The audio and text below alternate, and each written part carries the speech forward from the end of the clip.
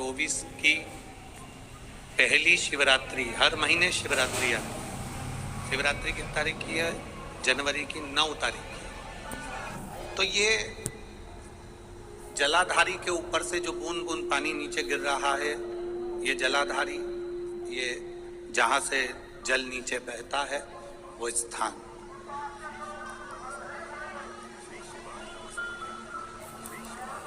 जिस व्यक्ति ने अपनी जीवन काल में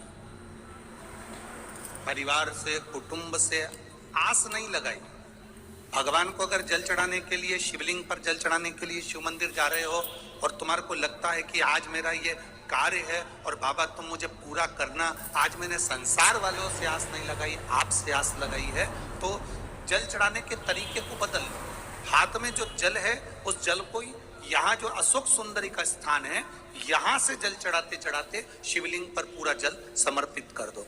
1 या 2 बार कर कर देखना, आपको दुनिया से आस लगाने की जरूरत नहीं पड़ेगी, बाबा आपका कार्य सफल जरूर करे। थोड़ा सा तरीका जल चढ़ा, अशोक सुंदरी से चालू करोगे, शिवलिंग तक लेकर जाओ। अशोक सुंदरी से ये जो जलाधारी जल बहता है, यहां से चालू कर कर शिवलिंग तक उस जल को लेकर जाओ। जब हम भगवान देवाधिदेव महादेव को जल चढ़ाते हैं, उसके 5 अलग अलग तरीके हैं। बहुत सावधानी से सुनना कथा, आपकी और हमारी जिंदगी की सार्थकता को सिद्ध करने वाली कथा। आज पंजाब की इस पवित्र भूमि पर अगर यह प्रसंग निकला है तो इसको आप अगर सुनेंगे तो आपका जीवन सार्थक होगा। शिव जी को 5 तरह से जल चढ़ाने का तरीका है। जैसे पंचामृत होता है, दूध, दही, शहद, घी, शक्कर, ये सब पंचामृत के अंतर्गत आते हैं, उसी तरह शंकर जी को 5 तरह से जल चढ़ाने का क्रम वर्णित किया गया। आप उसको समझेंगे, बहुत सावधानी से समझिएगा। पहला, जल लेकर आए, सीधे डायरेक्ट शंकर भगवान के शिवलिंग पर चढ़ा दिया, ये प्रथम जल का चढ़ाने का तरीका। दूसरा,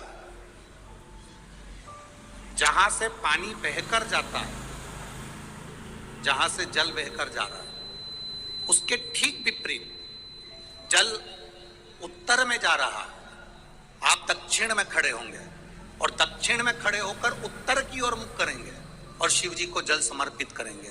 ये रोग मुक्ति करने वाला है और हमारे रोग पर हमें विजय प्रदान करने वाला, ये जल चढ़ाने का तरीका। एक, सीधे मंदिर में गए, लोटा भरकर जल उठाया, शिव जी को चढ़ा दिया।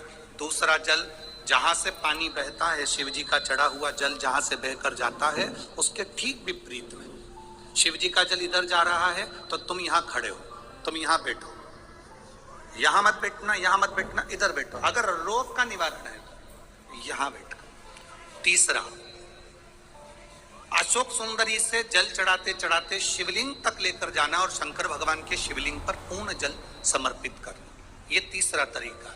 ये कार्य की सिद्धता के लिए, हम जब किसी से आस ना लगाकर परमात्मा से विनती करते हैं तो वो विनती करने का तरीका तीसरा।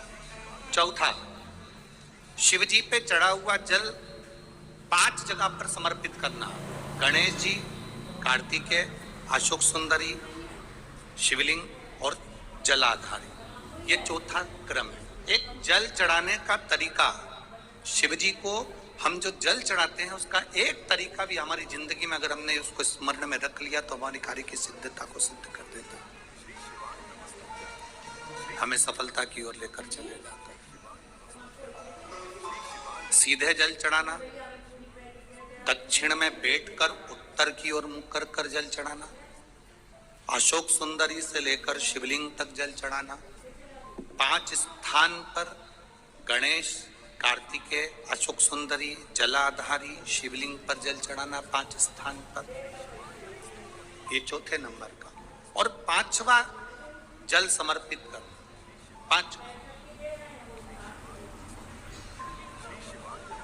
5वें नंबर का जल।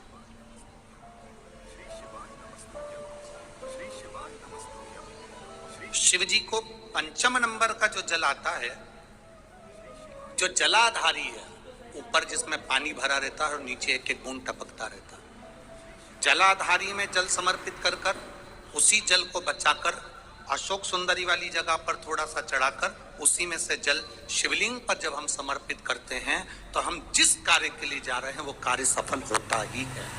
ये 5वां नंबर का जल। शिव तत्व ओघड़ी है शब्द।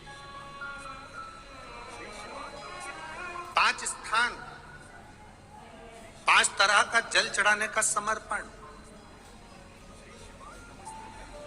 अब आपको बोलना है, हमें सुनना है। पहला स्थान डायरेक्ट आए, बोलो जम के, कहां चढ़ाया?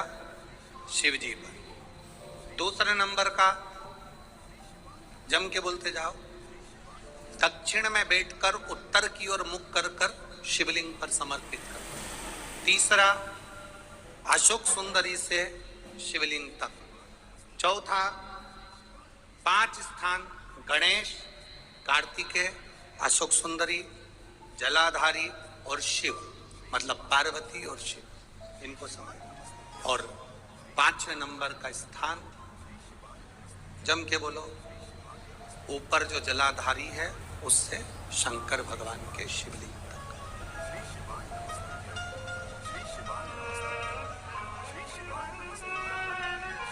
कोई दवा। अब कई लोग कहते हैं गुरुजी ये क्या तरीका है आपका?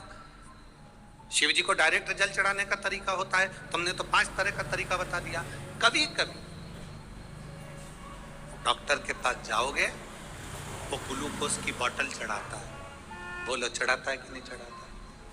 अब तुम डॉक्टर से कह दो साहब ये ग्लूकोज की बोतल मत चढ़ाओ, मैं तो इसको पी जाती हूं।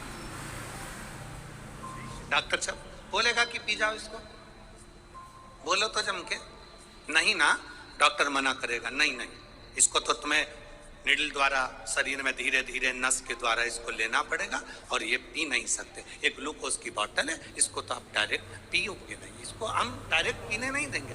दवाई होगी पीने देगा, गोली होगी खाने देगा, ग्लूकोज की बोतल होगी उसको निडल के द्वारा चढ़ाएगा, वो पीने नहीं देगा। उसी तरह अलग अलग तरीके की दवा अलग अलग तरीके से ली जाती है। कोई दवाई डॉक्टर कहता है रात को लेना, कोई दवाई सुबह लेना, कोई कहेगा दोपहर में लेना, कोई कहेगा कि इसको दूध से लेना, कोई कहेगा इसको पानी से लेना। तो ये उसकी तरीका है,